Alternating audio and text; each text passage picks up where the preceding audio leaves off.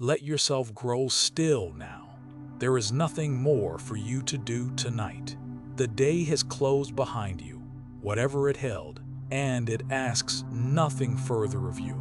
You can lay it down. You can let your shoulders settle, and your hands fall open, and your breath slow into something deep and quiet, like the great river moving in the dark, unhurried, going where it has always gone.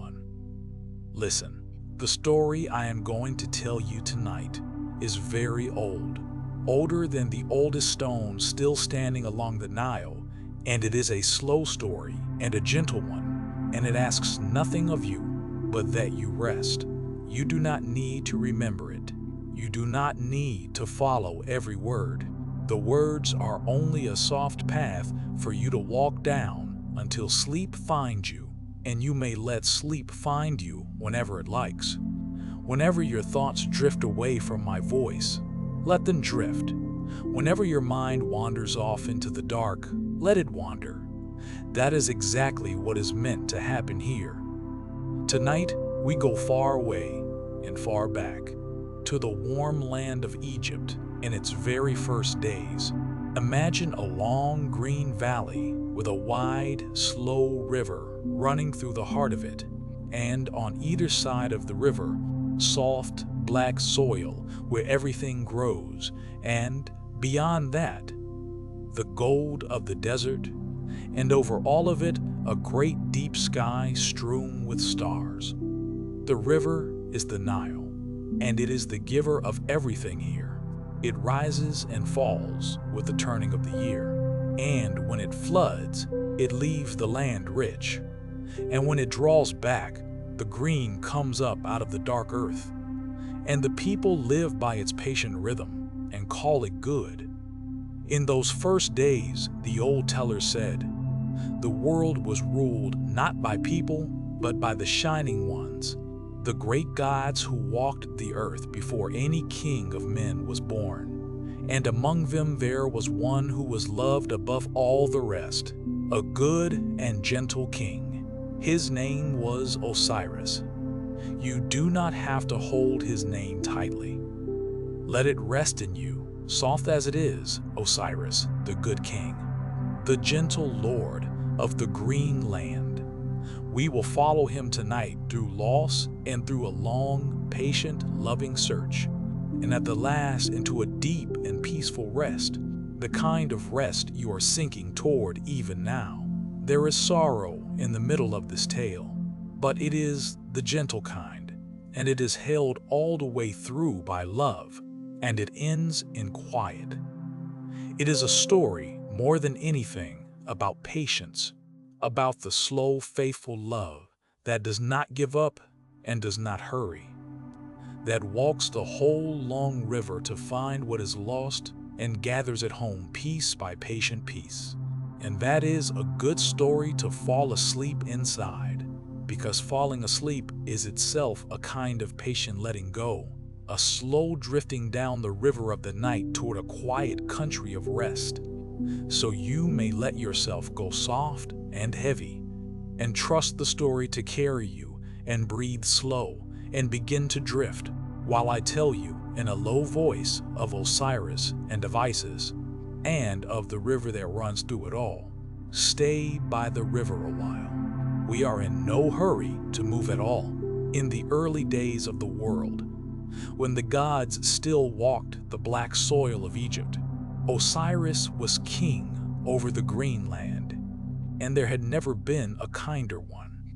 He was tall and calm and good, and there was a steadiness in him that made the people feel safe, simply to be near him. The way you feel safe near deep, still water that has been there longer than you, and will be there long after.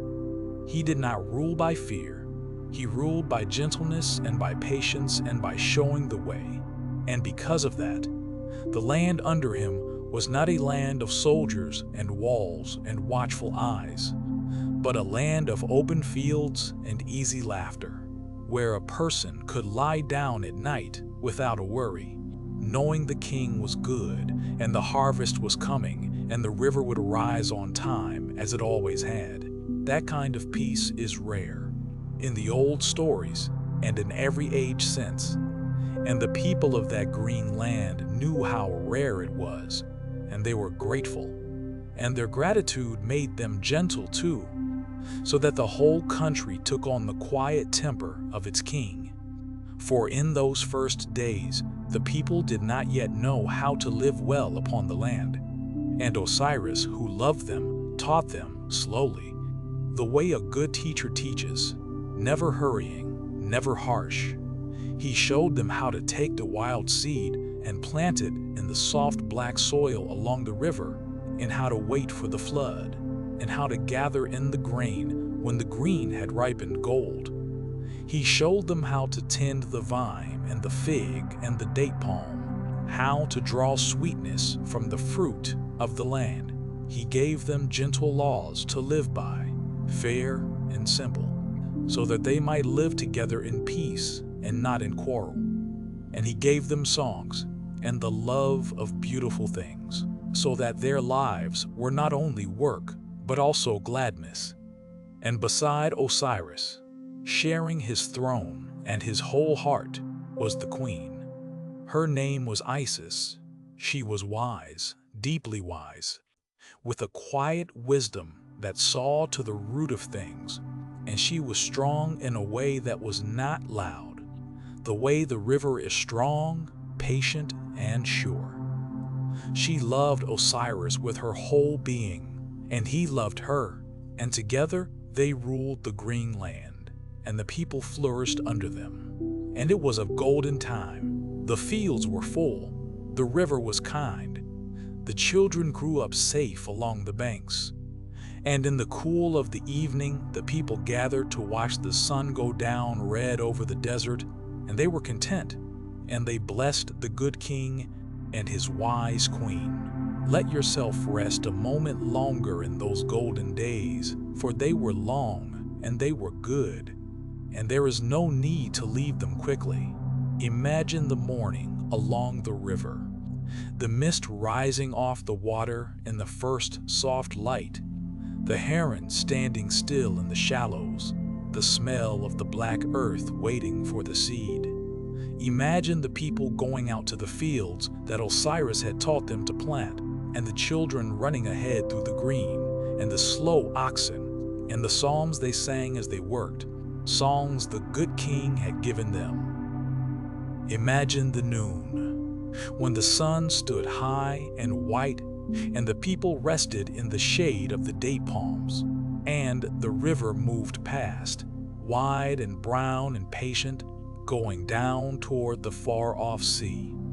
And imagine the evening, the long gold evening, when the work was done and the sky over the desert turned to rose and amber and deep soft violet, and the people gathered along the banks to watch the light go, content, unafraid, blessing the king and the queen who had given them such peace. There was no hurry in any of it. The days were full and the days were slow, and one turned into the next, the way the seasons of the river turned, gently, surely, asking nothing. There were others in that household of gods, and you may let their names drift past you softly. There was Nephthys, Isis's sister, gentle and quiet and kind, who loved Osiris too, with a sister's tender love, and who would matter, in time, more than anyone yet knew. And there was Set, the brother of Osiris, and here, very softly, the story turns. For Set was not like his gentle brother. Where Osiris was calm, Set was restless. Where Osiris was content, Set was hungry for something he could not name.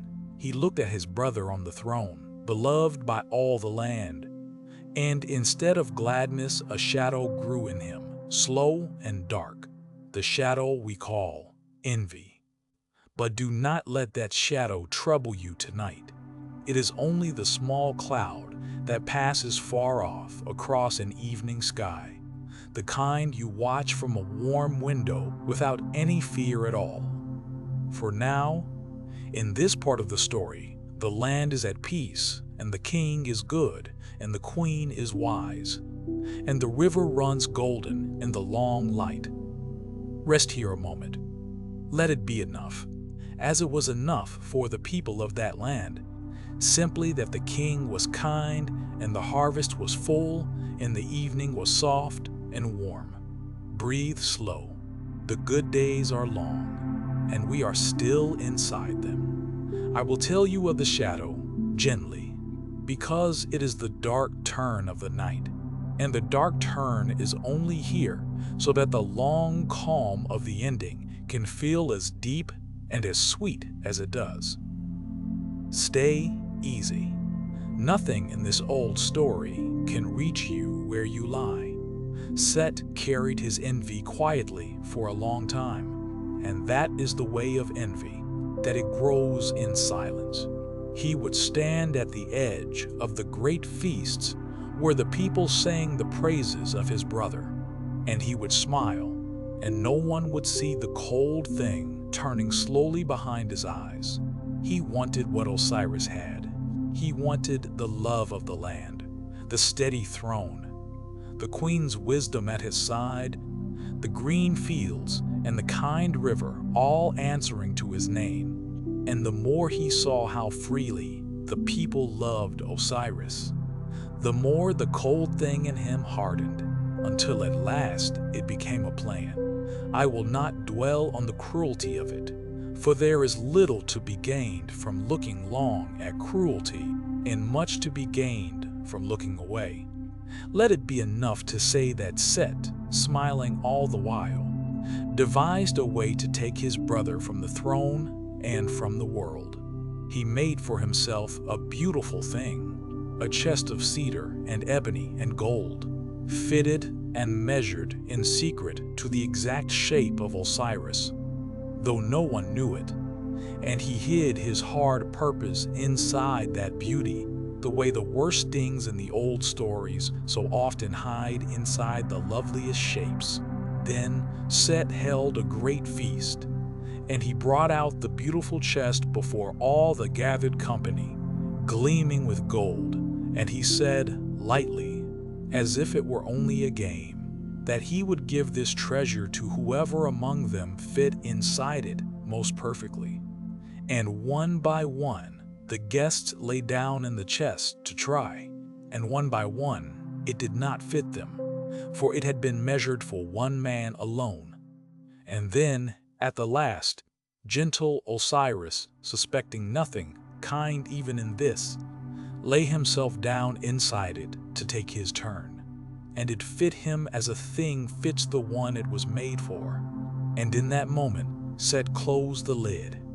That is the dark deed, and I have told it softly, and now we may let it be done. Set sealed the chest with his brother inside it, and he carried it away in the night and set it upon the broad back of the Nile, and the slow river took it, as the river takes all things, and bore it away from the green land and out toward the wide and distant sea. And the chest, with the good king sealed within, drifted away into the dark, far from the throne, far from the people who loved him, far from his wise and waiting queen. Feel how the fear in this story does not last. The deed is done in the night, and the chest is gone upon the water, and for one moment the green land does not yet know its grief. But already, even now, the one who loves him most is beginning to stir, beginning to wonder, beginning to set out.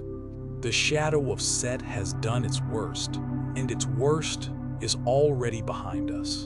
And everything that comes after is love and patience, and the slow mending of what was broken. Let the dark deed sink away downriver.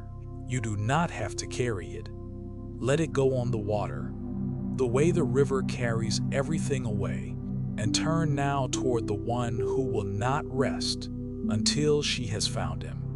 When Osiris did not return, Isis knew. She did not know how, and she did not yet know where, but she knew. The way the deeply loving always know that something had gone terribly wrong, that the steady warmth that had always been there at the edge of her heart had grown cold and far away.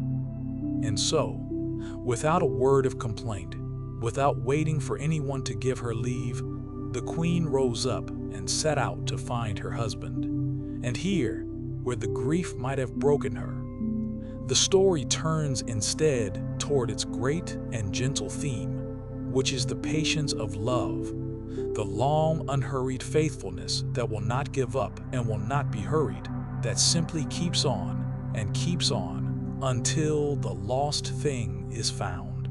She cut her bright hair in her sorrow, the old teller said, and she put on the plain dress of a wanderer, and she went out from the palace and down to the river, and she began to walk. She walked along the green banks of the Nile, downstream, the way the water had gone, asking everyone she met whether they had seen a beautiful chest float past upon the current. She asked the fishermen mending their nets in the cool of the morning. She asked the children playing in the reeds at the water's edge. She asked the old women drawing water in the long light of evening, and the boatmen and the herdsmen bringing their cattle down to drink. "Have you seen it?" she asked them. "A chest of cedar and gold drifting on the river? Have you seen which way it went?" And mostly they had not, and she walked on. Picture her walking in the long, slow days of that search, the river always on one side of her, wide and patient and bright. Picture the soft black soil beneath her bare feet, the green reeds bending in the warm wind, the white birds rising from the water as she passed. She walked through the heat of the day and rested in the shade of the palms and rose and walked again. She walked under the great burning sun and on into the cool of the night, and slept a little among the reeds and woke before dawn and walked. There was no hurry in it, and there was no giving up in it. There was only the steady, faithful, unwearying going on of one who loves, following the river down toward the sea, asking, always asking, gathering each small word she was given, and following it on. And the river helped her in its quiet way, as the river helps all patient things. It carried her questions on the wind. It showed her, here and there, a sign, a place where the reeds were bent, a story half remembered by a child who thought she had seen something gold go by long ago. The old tellers said that it was children, in the end, who gave her the first true word of it, children playing at the river's edge who had watched the beautiful chest drift past upon the current and float away downstream toward the great green sea.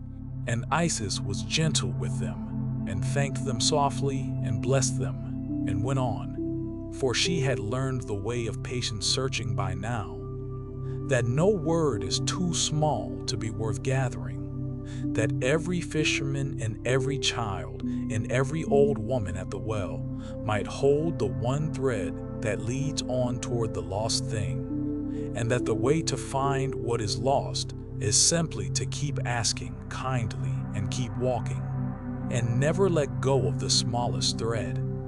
And slowly, by following these small, soft threads, Isis came at last to learn that the chest had floated all the way down the great river and out across the sea, and had come ashore on a far and foreign coast, in a land beyond the green valley where the cedar grew.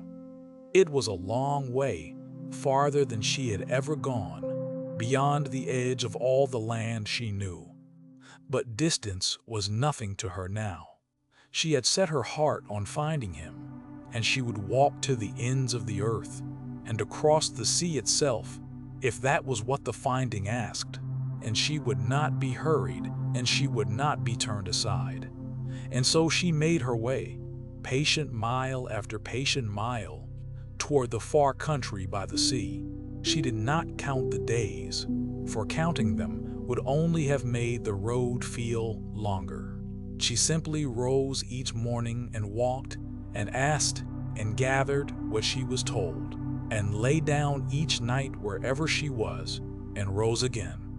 That is how the great patient things are done, not by knowing how long they will take, but by giving up the need to know and simply going on, one gentle step after another, trusting that the road, however long, leads somewhere in the end. Let her patience settle over you now, soft as evening. She had walked the whole length of the river and asked 1,000 gentle questions, and never once despaired, and never once hurried, and she had followed the trail of love to the far edge of the world. This is the heart of the story, and it is a kind one, and you may rest inside it.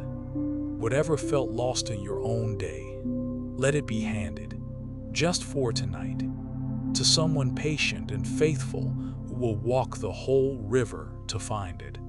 You do not have to search for anything tonight. You only have to rest, while the searching is done by one who never tires. The far land where the chest had come ashore was a kingdom by the sea, green in its own way, with a great cedar growing near the shore. And here the story softens into something almost like a dream, the kind of dream you might be drifting toward right now. For the old teller said that where the chest had washed up among the reeds, a young tree had grown, and the tree had grown swiftly and tall and strong and fragrant. And as it grew, it had closed its trunk gently around the chest, and taken the chest into its very heart, so that the good king lay now hidden inside the living wood, held warm within the tree. And the tree was so beautiful, so tall and sweet-smelling, that the king of that far country marveled at it and had it cut down and made it the great central pillar of his own hall, never knowing what slept within it. So that Osiris, sealed in the chest, sealed now within the tree, stood at the very center of a foreign king's house, holding up the roof, hidden, waiting, while far away his queen walked the long roads toward him. There is something gentle in that image, and you may rest in it a while. The good king, lost upon the water, was never truly cast away into nothing. The river bore him to a shore, and the shore grew a tree, and the tree took him into its warm and living heart, and held him, fragrant and safe, at the very center of a great house, all through the long time of his queen's searching.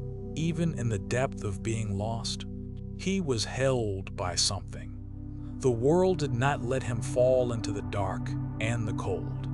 It grew a tree around him and kept him warm. Let that comfort you tonight. The thought that even what is lost is held somewhere, kept safe in some living heart, waiting only to be found. And Isis came at last to that far country, footsore and quiet and faithful as ever. She did not come storming or demanding. That was not her way. She came softly, and she sat down by a well in the cool of the day, as travelers do, and she was kind to the people who came there, and gentle with the children and the serving women of that place. And because she was wise, and because there was a grace about her that people felt even when they did not understand it, she was taken into the household of that foreign king and given a place there, and trusted and loved. And all the while she was near the great pillar of fragrant wood, and slowly, by her quiet wisdom, she came to understand what it held. I will tell you only the gentleness of how it ended. By her patience and her grace, Isis won the trust of the king and queen of that land. And at the last, she asked them softly for the great pillar that held up their hall.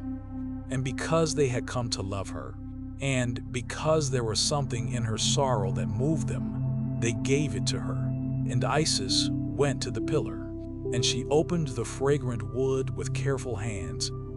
And there within it was the chest, just as she had known, and within the chest, at last, after all the long roads and all the gentle questions and all the patient miles, she found her husband. Imagine the quiet of that moment. After so long a search, after the whole length of the river and the whole width of the sea, she had found him. She did not cry out. The old teller said she folded herself over the chest and wept, but softly. The deep quiet weeping of grief and relief mingled together, the tears of one who has been searching so long and has come at last to the end of the searching. And then, gently, she gathered up the chest, and she wrapped it, and she made ready to carry her lost king home, back up the long river to the green land where he belonged. Her patience had been answered. The lost was found. Let that quiet gladness fill the dark room around you now, soft and warm. The faithful one walked to the edge of the world and found what she was seeking, and turned at last toward home. She brought him home up the long Nile, back to the green and grieving land. And had the story ended there, it would have ended in simple joy. But the old tellers told it longer, for there was more searching yet to come, and more patience, and a deeper restoring. I will tell this part very softly, for it is the most tender turn of all, and the one that gives the story its truest name, the patient gathering. For Set, the envious brother, learned that the chest had been found and carried home, and his old shadow stirred in him again. And one night, while Isis rested from her long journey, Set found the chest where she had hidden it, and he undid her finding. The old teller said that he took what was within and scattered it far and wide, the length and breadth of the whole land of Egypt, into the reeds and the marshes and the far green corners of the river country, so that what had been gathered was now strewn across the entire land, and the long search seemed undone, and the work of love unmade. But here is the wonder of this old tale, and the reason it has been told and told again for thousands of years. Isis did not despair. She had walked the whole river once already. She had crossed the sea. She had found him in the heart of a tree in a foreign land. And now, faced with a search 100 times longer and harder, she did not break, and she did not weep herself away, and she did not give up. She simply began again. She gathered her gentle strength and her deep wisdom and her unwearying love, and she set out once more, across the whole of Egypt this time, to gather, patiently, piece by piece, everything that had been scattered, and to make her husband whole. And she did not go alone. Her sister Nephthys, gentle and kind, who had grieved for Osiris too, came to walk beside her, and the two sisters went out together across the wide land, up the river and down it, into the marshes and the reed beds, along the green margins of every channel of the Nile, searching, with the slow, infinite patience of love. Wherever they came at last to a place where something of him had fallen, the old teller said Isis would stop and gather it up with reverent and tender hands, and there she would raise a small shrine, a quiet, holy place, so that the spot would be remembered and honored ever after. And so, all across the green land of Egypt, the patient search of Isis left behind it a scattering of gentle, holy places, each one a sign that love had passed that way and stooped and gathered and remembered. And there was a great tenderness in the way the two sisters worked, a tenderness you can let wash over you now. They did not rush from place to place. At each spot where they found something of the lost king, they stopped and they were quiet. And they gathered with reverent hands, and they wept a little, softly, and then they raised their small shrine and rested and went on. The old teller said that this was why, ever after, there were so many holy places scattered across the whole of Egypt, each one claiming that here, in this marsh, by this bend of the river, the patient love of Isis had passed and stooped and gathered. The whole green land became, in a way, a map of her faithfulness, marked all over with the gentle signs of a love that would not give up. And the people honored those places forever after and remembered when they passed them the queen who had walked the whole country to gather her lost king home. Picture the two sisters walking the long marshes in the soft light, side by side, parting the tall reeds with their hands, never hurrying, never failing, going on and on through the green country under the wide sky. Picture the white birds rising before them, and the river always near, patient as they were patient. Picture them stooping here and there to gather what they sought, and rising and walking on, day after gentle day, until the whole land had been searched, and the whole of him had been gathered, and nothing of the good king was left lost in all of Egypt. This is the deepest patience in the whole story, and it is the deepest love, and it asks nothing of you but that you let it warm you as you drift. Two sisters walking the river forever, gathering up what was scattered, refusing with infinite gentleness to let love be undone. When all had been gathered, when the long second search across the whole green land was finished and nothing remained lost, Isis came to the slow and tender work of making whole again what had been broken and scattered. And this, the old teller said, was the great work of her wisdom and her love, the restoring. She was wise beyond all the other gods, Isis, wise in the deep secret ways of healing and of binding and of holy words. And she took all that she had gathered, all the scattered pieces of her lost king, and with her gentle hands and her patient skill, she joined them together again and bound them and made them one.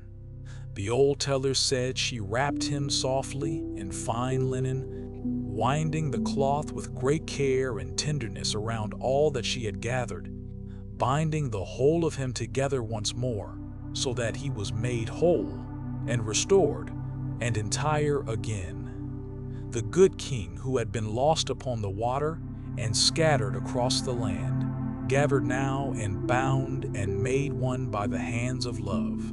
And then, the old teller said, Isis spread her great wings, for she could take the shape of a bright bird, a falcon. And now she bent low over her restored husband, and she beat her wings softly above him, sending the breath of life moving over him, the way the warm wind moves over the river at dawn. And by her wisdom and her holy words, and the patient devotion of her whole long search, a breath of life came back into Osiris. Not all the way back into the bright world of the living, for that road was closed to him now, but back enough, restored enough, that he was no longer lost, no longer broken, no longer scattered, but whole and present, and himself again, gathered and bound and gently breathing in the soft light, with his faithful queen bent close above him. And there is one more gift that came of all that patience, the brightest gift of all. For in that time, the old teller said, when Isis bent close over her restored husband in the secret marshes, a child was conceived between them, a son, the last gift of their love. And Isis, when she knew the child was coming, hid herself away in the deep green marshes of the Nile, in the thickest reeds where Set could not find her, and there, in secret, in safety, In the soft hush of the marsh under the wide stars, she gave birth to her son. His name was Horus. He was a child of the reeds. Horus, born in hiding, born of patience and devotion, and the long, faithful love that had walked the whole river and crossed the whole sea and gathered the whole land. Isis raised him there, in the green secret places, sheltering him, nursing him, singing to him, low in the dark, hiding him safe among the reeds and the lotus and the gentle water birds until he grew strong. Picture the marsh at night. The wide, still water silver under the moon, the tall reeds standing dark and quiet all around, and the goddess sitting among them with her sleeping child held warm against her, singing so softly that only he could hear, while the water birds folded their heads beneath their wings and the river moved past, slow and patient and protecting. Picture the long, safe years of it. The child growing among the lotus flowers, learning the ways of the marsh, the names of the birds, the bend of the reeds in the wind, while his mother watched over him with the same unwearying love that had walked the whole world to find his father. It was the safest place in all the story, that hidden green nursery in the heart of the Nile, and you may rest there now, held the way the child was held, hidden away from all harm in the soft hush of the reeds. And he was the promise that the good king's line would not end, that out of all that loss, something new and living had come. That love had not only restored what was broken, but had brought forth, out of its own deep patience, a new and shining life. Let that gladness settle over you, soft as the marsh hush, soft as a mother's low song in the dark. The lost was gathered, the broken was made whole, and out of it all, quietly, in the safe green reeds, a new life was born under the stars. Now the good king was made whole again, gathered and bound and restored by the patient love of Isis. And a son had been born to carry on his line. But Osiris, though he was healed, could not come all the way back to rule the green land of the living as he had before, for he had passed through loss and through the dark river, and one who has gone so far does not simply return to the throne by the fields as though nothing had changed. And so the old tellers gave him, instead, a deeper and a gentler kingdom, and it is the most peaceful place in all the story, and the place toward which you yourself are drifting now. And there is a deep rightness in that when you let it settle slowly, for who better to be the gentle Lord of rest than the one who had himself been lost and gathered and made whole again? Osiris knew, as none of the bright untouched gods could know, what it was to be carried away on the dark water, to be scattered and seem ended, and then to be found by love and bound up gently and breathed back into wholeness. He had been there. He had made that journey. And so when others came at last to the end of their own long roads, weary and uncertain, it was Osiris who met them, the king who understood, the king who had walked that very way himself and come through it into peace. There could be no kinder ruler of the quiet country than one who had been lost and brought home. For Osiris became the lord of the quiet land beyond, the gentle king of the peaceful country where the dead go to rest. Do not let that word trouble you. In this old story, it is not a fearful place, not a dark or a cruel one, but a calm and beautiful country, a green field of reeds and still water, a soft and shining land where everything is at peace. The old tellers called it the Field of Reeds, and they imagined it as the loveliest version of the land they knew, a perfect Egypt, with a gentle Nile running through it, and green fields heavy with grain, and a warm sun, and no sorrow, and no fear, and no end to the quiet days. And over that peaceful country, Osiris ruled, calm and kind, the same good and gentle king he had always been, only now the king of rest itself. And because Osiris had himself passed through loss and been gathered up and made whole again by love, he became the one who welcomed all others gently into that peaceful land. When the long lives of the people of Egypt came at last to their close, the old teller said, they came before Osiris in his quiet kingdom, and he received them not with harshness but with mercy. The good king who understood, who had been lost himself, who knew the road they had walked, he weighed their hearts softly against a feather. And to all who had lived gently and truly, he opened the green fields of the peaceful land and welcomed them in, to rest at last in the soft, eternal evening of that country, among the reeds and the still bright water, with nothing left to fear and nothing left to do. So the loss became a gift in the end, as the deepest losses sometimes do.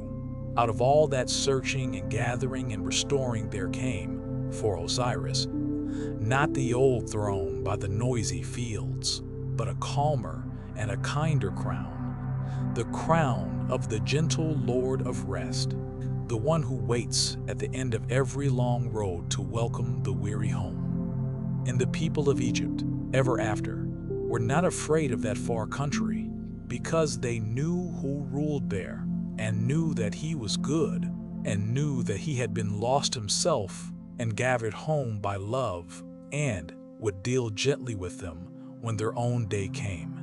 Let that gentleness fold around you now, warm and deep. There is a kind king at the end of every road in this old story, a king of rest who welcomes the tired traveler home and asks nothing and gives only peace. So the long tale comes to its quiet close, and everything in it has come, at last, to rest. Think of how much was lost, and how patiently it was gathered, and how all of it came home in the end. Think of the good King Osiris ruling the green land in the golden days, teaching the people, loved by all. Think of the shadow of Set, which did its worst and then was finished, its dark deed carried away forever down the river. Think of Isis, the faithful one, cutting her bright hair and setting out, walking the whole length of the Nile, asking her 1,000 gentle questions, crossing the wide sea to a foreign land, and finding her husband at last in the warm heart of a fragrant tree. Think of the second search, the longer one, the two gentle sisters walking the whole green country, stooping to gather what was scattered, raising their small holy places wherever love had passed. Think of the restoring, the patient binding and the soft breath of life, and the child of the reeds born safe under the stars. And think of the good king at the last, not lost, not broken, but whole and gentle, and crown the kind Lord of the peaceful land, waiting at the end of every road to welcome the weary home. There is a deep teaching folded into this old story, and it is a gentle one, and you do not have to hold it, only let it warm you as you drift. It is this: nothing truly loved is ever lost beyond finding. What is scattered can be gathered. What is broken can be made whole. The work of it is slow and patient and unhurried, and it does not give up and it does not rush, and in the end, by faithfulness alone, the lost comes home, and the broken is bound up, and even out of the deepest loss, something new and living is born. The river carries things away, yes, but the river is patient, and so is love. And what the river takes, patient love walks the whole long bank to find again. So when you sleep tonight, You are doing the gentlest thing the old story knows. You are letting the day's small losses go down the river, the way Isis let nothing trouble her but simply went on gathering. You are letting yourself be carried, the way the slow Nile carries everything home. You do not have to search for anything tonight. You do not have to gather or bind or mend. All of that is finished long ago, in the warm green land beyond the years. The king is found. The pieces are gathered. The breath of life is given. The child is born safe in the reeds. And the gentle Lord of rest is waiting at the end of the quiet river to welcome you softly into the peaceful land of sleep. Let your breath go slow and deep, the way the great river moves in the dark. Let your body grow heavy and still, the way the warm black soil rests along the banks. Feel yourself held, the way Isis held what she had gathered, the way the reeds held the sleeping child, the way the peaceful land holds all the weary ones who come home to it at last. The sun is down over the desert. The stars are out, strewn soft across the great dark sky. The river is moving, slow and patient and sure, carrying you gently along, downstream, toward the quiet country where the good king waits with mercy and with rest. There is nothing left for you to do. The search is over. The lost is found. The whole green land is sleeping, and the river is carrying you home. Let my voice grow faint now. Let the words blur into the warm dark. Let yourself sink, slow and deep, down past the last thin edge of waking, carried on the patient water into rest. Sleep now. The river is gentle. You are carried home. Good night.